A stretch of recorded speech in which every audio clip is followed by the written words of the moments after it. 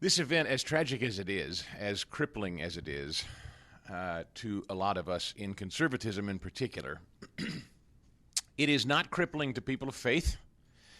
I think it causes people to be more bold. It is not crippling to people who speak and speak freely for a living, who wish to speak freely for a living, or just speak freely in general. I don't think it's caused us to shrink or quiet. I've not seen any of my colleagues. I've not talked with anyone that I know in this space that Charlie occupied as well. I don't know any of us who don't share some form of sadness to anger or both, and all resolute now to continue to press on. This event this week has actually caused, I think, a steely resolve in each and every one of us. I don't purport to speak for all in media who are conservatives, but I think I'm pretty confident when I tell you that people are now more serious and more focused than ever before on not only the things that Charlie Kirk stood for, but I think we're also very, very clear on the enemy we face.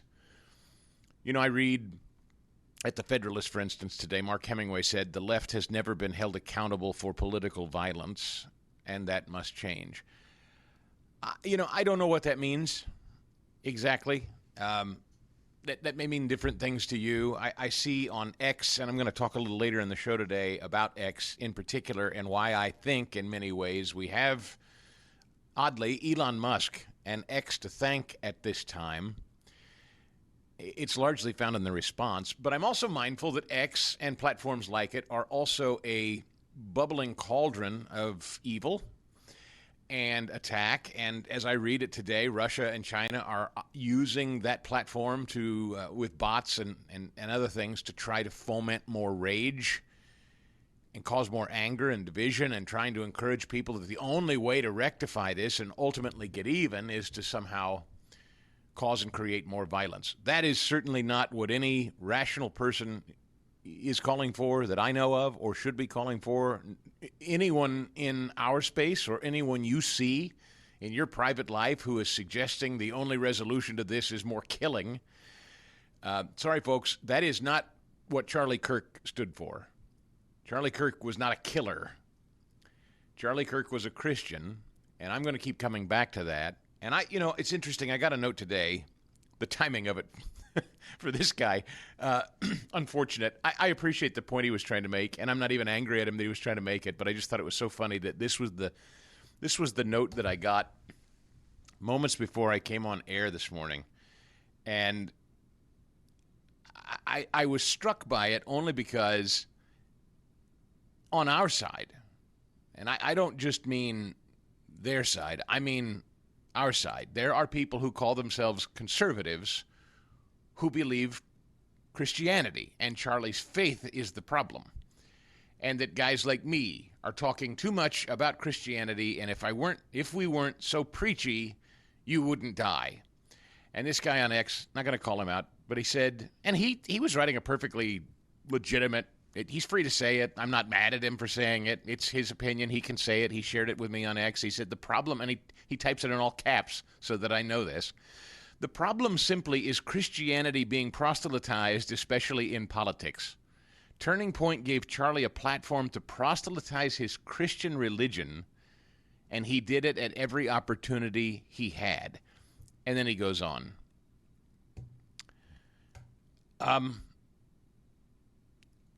He said, Christ did not teach us to verbally attack another religion. Christ simply taught us to listen. Well, all due respect, and he goes on to say, stop proselytizing Christianity. It has no place in politics. There are people on our side that think that. And I want you to be really clear-eyed about this. Just because we share conservatism in common, I am mindful that there are many people who call themselves conservatives, and that's where they stop. And that is their religion. But I want you to understand that everybody believes in something. You know, I see yesterday, and we didn't talk much about it, although I had a caller call in about it yesterday, and I'm sorry that it got lost in all of this because it was a terrible story unto itself. High school shooter in Evergreen, Colorado. Headline, was radicalized by extremists. The Jefferson County Sheriff's Office provided no details and said no investigations had determined a motive yet. 16-year-old shot and wounded 2 students at his high school before turning the gun on himself, was, quote, radicalized by an extremist network.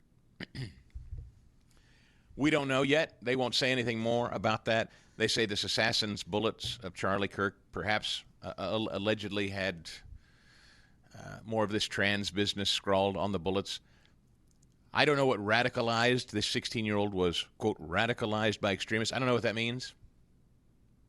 I would call these trans activists extremists. Are you calling Islamists extremists? Are they radicalized? Yeah, maybe. I don't know. I don't know. But I want you to know, if you're the gentleman who sent me the note that said, you know, the problem is when Charlie proselytizes Christianity, or when you talk about Christianity in our politics. Here's what I'll say about that. First of all, this is Charlie Kirk's organization. Charlie Kirk wasn't invited by Turning Point to do anything. Charlie Kirk founded the damn thing. He can say whatever he damn well pleases. That's first. Second, even if he didn't found Turning Point and they hired him to be the face of that organization, it's the United States of America, and he's free to speak about his Christian faith. As am I, as are you. You're also free to have none at all and tell me to stick it if you'd like. That's okay. But you have to understand something, and I go back to this. If you're a conservative and you think religion has no place in this discussion, respectfully, I want you to explain to me where exactly you think your right to even say that out loud comes from, if not from God. Because if you don't believe in a creator, if you don't believe that natural rights are bestowed upon us by God, that there are certain inalienable rights that cannot be taken from us, as Charlie advocated for, as we speak about here all the time, as he spoke about in the square, in the public square, everywhere he went, you can say you stand on the firm foundation of conservatism all you'd like. But along come politicians like Tim Kaine, who just last week, sir, who sent me that note, all due respect, you just had a United States senator say, you know, I'm kind of concerned about this whole notion, people talking about God gives you the right to say this, or God gives you a Second Amendment. That sounds like a theocracy to me. That sounds like Islamism. That's not what we do here. I mean, to say that the laws only exist because of God, that's spooky to me. Tim Kaine going on to basically make the case, the only reason you're allowed to speak, sir, is because Tim Kaine allows you to. Tim Kaine also letting you know that if he wants you to be silent, then he can take that right away from you, because it's really not a right at all. It's a privilege. And this is the point. You can say, you Christians, would you stop proselytizing? But I'm telling you something, a country without God, as this week began, and I thought about this morning. This struck me as ironic. This has been one of the longest weeks personally that I can remember. It's felt like a month this week. This week started with me traveling to Washington, D.C. to stand at the Museum of the Bible and listen to President Trump launch a national prayer initiative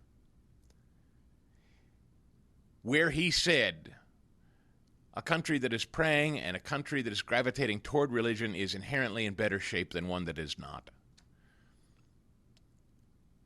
That is just undeniably true, because if you're not gravitating toward prayer, if you're not gravitating toward a creator, if you're not exalting a creator, if you're not reverent of a creator, you have nothing. And if you have nothing, then you have 16-year-olds who will fill the gap with something. Whatever it is, you have assassins that will fill the gap with something. Young people are lost in this country, sir. And you say, we have no place for religion in politics? Well, you're going to fill it with something. So what is your religion? Politics itself? Not mine. Again, this world offers us nothing. This is but a short time and a pit stop. There's life beyond this. You're not taking Republican, Democrat with you where I'm going. Or your trans activism or whatever it is that motivated a 16-year-old to shoot up a school. I know where I'm going. I don't know what's going to happen to these people. But God help you if your attitude is, I've got my politics. No thanks. I don't need anything else. I was really profoundly struck when I really sat and thought about it this morning. This is how our week started. Give me number 71. But America was founded on faith, as we know, and I've been saying it for a long time. And when faith gets weaker, our country seems to get weaker. When faith gets stronger, as it is right now, we're having a very good period of time. After some rough years, good things happen for our country. It's amazing the way it seems to work that way. And under the Trump administration, we're defending our rights and restoring our identity as a nation under God. We are one nation under God, and we always will be. He went on to talk about launching the National Prayer Initiative each week until we get to the 250th anniversary, gathering in groups, small or large, and praying for this country. Number 72. Next year, we will celebrate 250 years since that declaration was signed as part of the grand, well, this is really a commemoration like I think we're going to try and do a commemoration like nobody's ever seen before. But we've invited America's great faith communities to pray for our nation and for our people and for peace in the world. And it's going to be an amazing time. We're going to have an amazing time. That's how the week started at the Museum of the Bible. And by Thursday, Charlie Kirk was gone. I talked with his friend Jack Posobiec at the Museum of the Bible on Monday. We aired some of that on Tuesday. He's grieving his friend by Thursday, and he was part of that new National Prayer Initiative the president launched. Yeah, now more than ever, just to continue to underscore my point, and I will get to your calls. I apologize. I've got some things on my mind here and some things to get to, but I promise we're going to get your calls in here. I got a lot of emails from you yesterday, too, and I appreciate it. Now is absolutely not the time to shrink away from prayer and a belief in a creator. And for those of you that want ultimate justice and you're seeking ultimate justice, I tell you again, and I'm going to say it again, if you're out there and you're just raging and you're just angry and you're saying things like, we're going to have to change things, we're going to have to teach evil a lesson, it's not going anywhere. There will be no... Now, look, don't misunderstand me. Let's find this scumbag and let's fry him. As the governor of Utah said, the death penalty still exists in this state. I'm for it. Go for it. I believe we exact the strongest punishment possible, which is sending him where he belongs when this is said and done and when he's caught. So don't take what I'm saying as I really don't care. Let bygones live and let live. Let's just let people murder one another. That's, of course, not at all what I'm saying.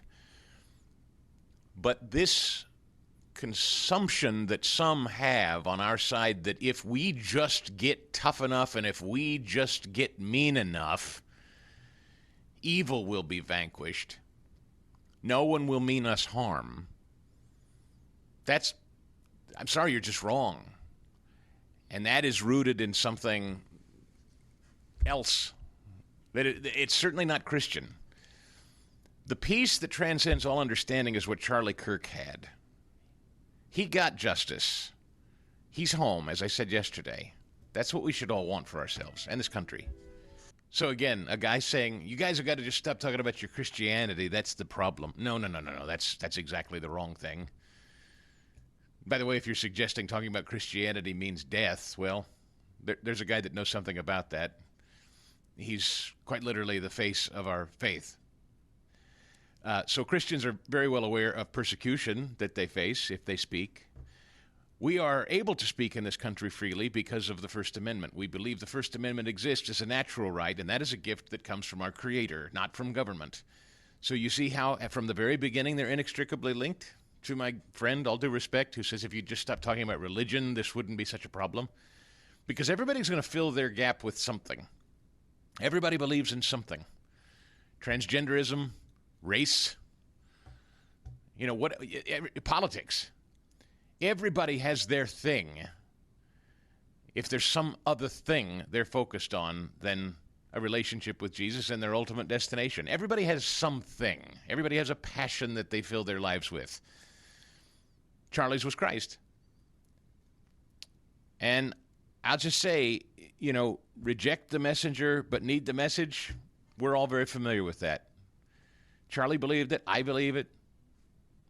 Christ believed it. The Scripture tells us that. People need to hear the message, even if this is a fallen world that rejects it, hisses and writhes, and even tries to kill it. It's a message people need. Christianity is a narrow way. I was thinking so much about the clips. Charlie, have you been watching on social media all the clips of the profundities that Charlie has shared over the years? I saw today, I was really struck on X this morning. C.J. Stroud wants the entire team of the Houston Texans and the entire NFL to observe a moment of silence in memory of Charlie this weekend. CeeDee Lamb asked the Dallas Cowboys and other NFL teams to observe a moment of silence before each game this weekend. Jordan Love, the quarterback of the Packers, has donated $320,000 to support Charlie Kirk's family, another $120,000 for murals and memorials, a $200,000 trust fund securing his daughter's future. And I got to tell you, I don't think any of this happens, truth be told. And Stephen A. Smith, even Stephen A. Smith, by the way, to his credit, is excoriating anyone who's celebrating or suggesting Charlie Kirk had it coming. I don't think any of this happens without free speech. I don't think, without Elon Musk buying Twitter and turning it into X, and I'm serious, I don't think any of these things that we're hearing right now happen.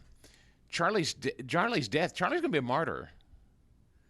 Charlie is going to inspire more people to speak up and speak out, not less. People aren't going to shrink away from this. As I said off the top, people are more galvanized than ever before.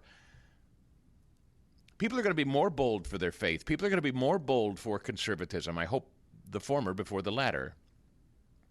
The fact is, as we grapple with this entire week, this horrible, horrible bunch of tragedy, the death of the young woman in Charlotte,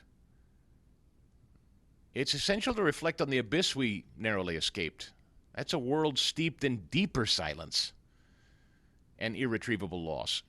Single events, whether triumphant or heartbreaking, they send ripples through the fabric of history, shaping our collective destiny in ways that we really can't fully comprehend.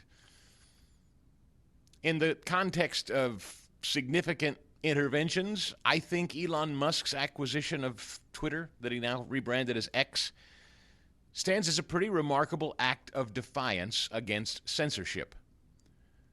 Musk's stated goal was to safeguard free speech, not just in this country, but worldwide.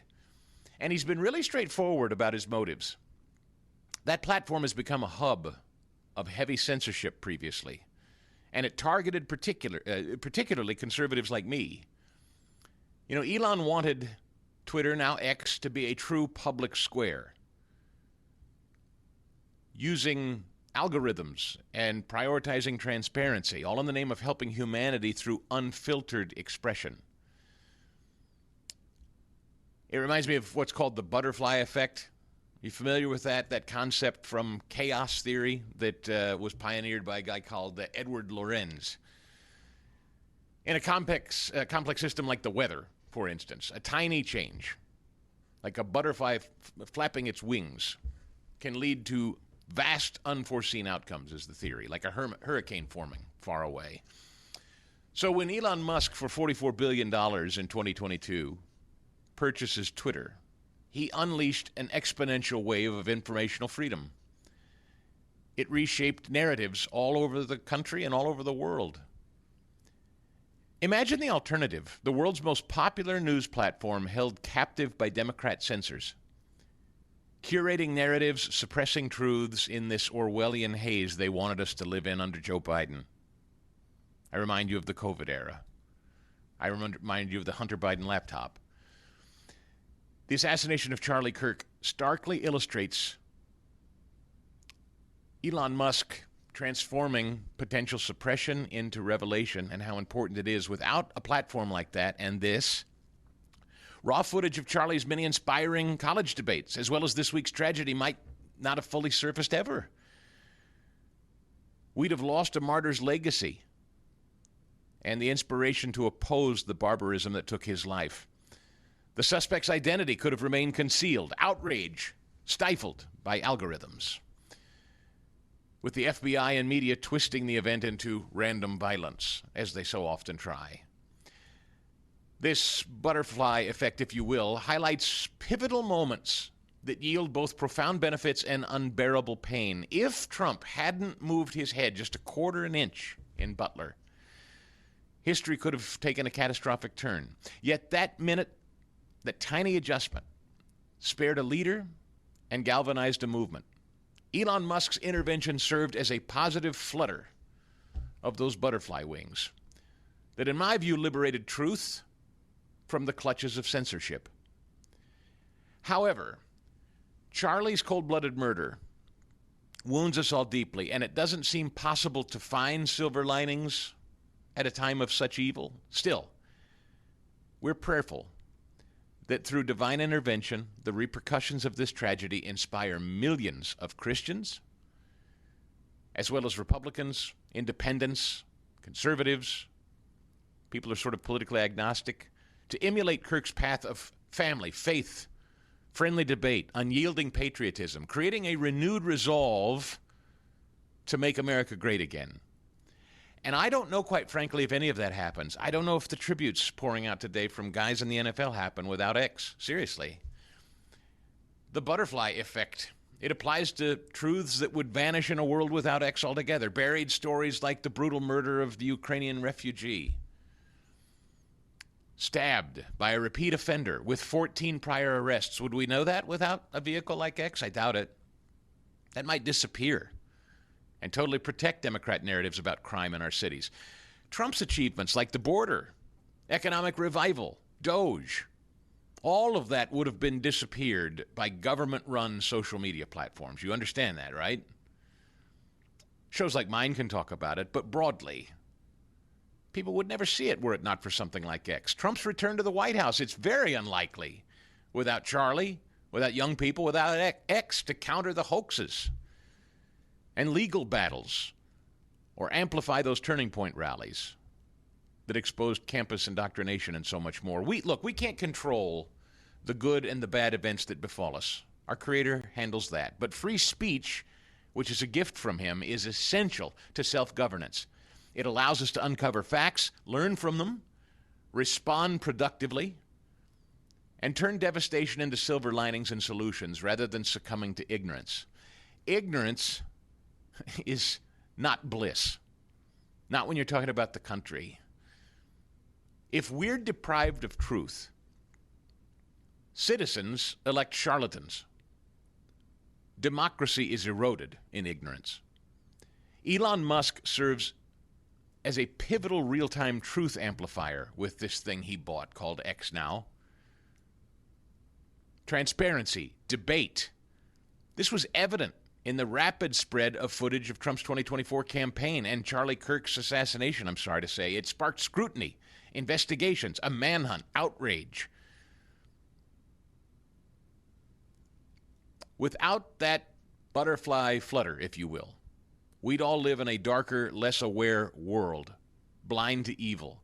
With it, we reclaim our informed liberty. And that's what Charlie was, and that's what he believes. Informed liberty. Not less debate. Not if only you'd just stop saying this or that. If only you'd stop publishing that. If only you'd stop writing that. No. More discussion. More debate. More civility. Don't weaponize it. Don't use it as a blunt force instrument. Don't be needlessly hostile and antagonistic. No need to pick fights. But to be informed, to freely speak, to exchange ideas, post by post, or Truth Social post by Truth Social post if you're President Trump, however it is, we're going around the traditional gatekeepers. Our liberty, our future, is only as good as our ability to continue to freely speak and exchange ideas. That's it. Without it, it's gone. And naturally, the left and Democrats, anybody who says we need less speech, if only we could just get a little less this or a little less that, wrong. That is the wrong answer every time. More. Charlie Kirk was about more debate. What are you afraid of? I'm right here. You think you got a better idea than me? The clip, I tell you something, that's what the death of Charlie Kirk has done. It's actually amplified him by an order of magnitude I don't think is quantifiable. The people that are watching, I've sat and watched, I don't know about you, I've sat and watched I don't know how many Charlie Kirk profundities and clips from these years he's been in the public space, and I'm marveling. There are people hearing about Charlie Kirk.